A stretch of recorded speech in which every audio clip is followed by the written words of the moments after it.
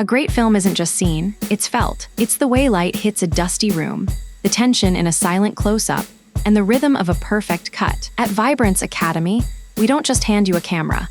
We give you the vision to see the world differently. Master the craft of cinematography, the grit of the edit, and the soul of the story. Vibrance Academy of Creative Arts Videography. Frame your future. The stairwell descended into a hush that the upper floors did not possess. The students' footsteps echoed against concrete, each one a sharp report that faded into a deeper silence. The air changed with every step, growing cooler, heavier, thick with the smell of damp and old stone. At the bottom, a single fluorescent light buzzed overhead, its tube flickering with a pale, sickly rhythm that made the long corridor seem to pulse. Lockers lined both walls, rows of them floor to ceiling, their paint the color of aged mint, peeling in delicate curls. Most hung open, dark mouths revealing empty spaces and rusted hooks. The student moved slowly down the aisle,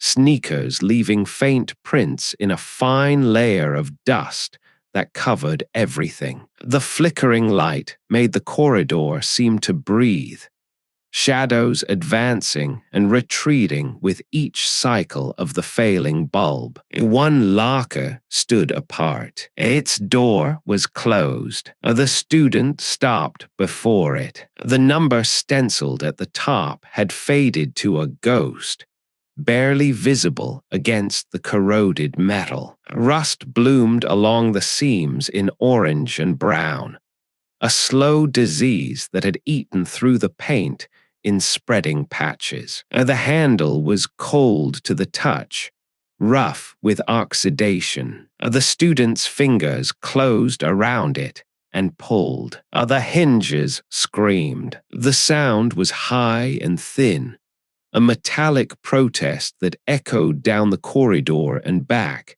seeming to multiply. The student did not flinch. The door swung open on its reluctant arc, revealing the shallow darkness within. Dust motes swirled in the weak light, disturbed from years of stillness. The interior smelled of ancient paper and something faintly sweet, almost floral, beneath the metallic tang of rust. On the single shelf, 3 objects rested as if placed there moments ago, untouched by the decades that had passed around them. A photograph lay face up, its edges curled and yellowed. The image showed 2 figures, their features softened by time and poor light, standing before a chain-link fence. One figure was taller, arm draped over the shoulder of the other.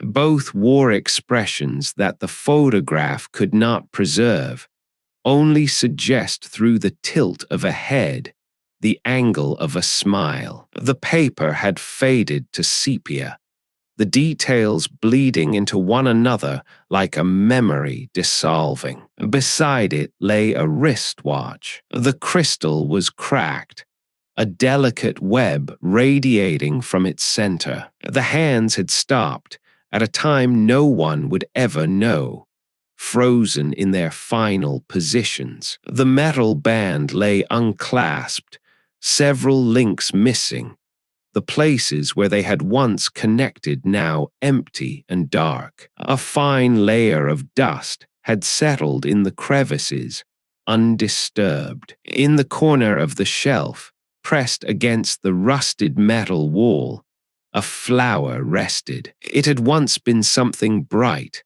perhaps red or yellow, but time had drained it of all color. Now it was brown, brittle, its petals curled inward like fingers closing. A single petal had detached and lay beside it, so fragile that the faint vibration of the opening door might have been enough to break it free. The student stood motionless, before the open locker. The fluorescent bulb buzzed and flickered overhead, casting its erratic light across the objects. The photograph stared upward with its faded faces. The watch kept its eternal time. The flower waited in its decay. Behind the student, the long corridor stretched into darkness. Above, the stairwell held its silence. The only sound was the buzz of the light